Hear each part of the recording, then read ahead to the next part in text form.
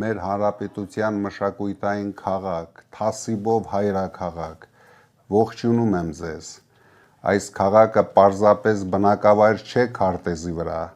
սա հայկական արժանապատվության, տոկունության և անկոտրում կամքի մայրաքաղաքն է, դուք այն մարդիկ եք, ովքեր տեսել են ամենադաժան արհավիրքները, բայց երբեք չեն կոտրվել, դուք վերապրել եք, և պահպանել եք ձեր հումորը, ձեր թասիբն ու հայկական լավագույն ավանդույթները, ես այսօր խոսելու եմ մեր ապագայի մասին, ուժեղ Հայաստան կուսակցության նպատակը մեկն է, վերջ տալ դատարկ խոստումների ժամանակաշրջանին և անցնել գործի, կառուցելու ուժեղ Գյումրի և ուժեղ Հայաստան, մենք պետք է վերջ տանք Հայաստանը 300,000 ադրբեջանցիներով բնակեցնելու Փաշինյանի պլաններին, սրա նպատակն է Հայաստան առանց ինքնության և հայկականության, կարճ ասած, Հայաստան առանց հայերի, նա հատուկ է դատարկում Ալիևի մատնանշած տարածքները նրանց բնակեցնելու համար, հատուկ փակում է դպրոցներ, պետական կառույցներ, չի կարող լինել ուժեղ Հայաստան առանց տնտեսապես զարգացած և ունիկալ Գյումրիի, Գյումրին չպետք է ասոցացվի միայն անցյալի վերքերի հետ, մենք պետք է Գյումրին դարձնենք տեխնոլոգիական, արդյունաբերական և արհեստագործական խոշոր կենտրոն, մեր երիտասարդները չպետք է լքեն այս քաղաքը աշխատանք գտնելու համար,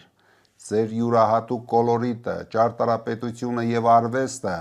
մեր երկրի մեծագույն հարստությունն են, ներդրումներ ենք բերելու, որպեսզի Գյումրին դառնա միջազգային տուրիստական հանգույց, տարեկան 100,000-ավոր հյուրերով, տասնամյակներ անց դեռ կան չլուծված սոցիալական խնդիրներ, ժամանակն է վերջնականապես փակել տնակների էջը և ապահովել ամբողջ Շիրակի մարզի բարեկեցիկ կյանքը, հարգելի հայրենակիցներ, մեզ փորձում են համոզել, թե մենք թույլ ենք, թե մենք այլևս չենք կարող ոտքի կանգնել,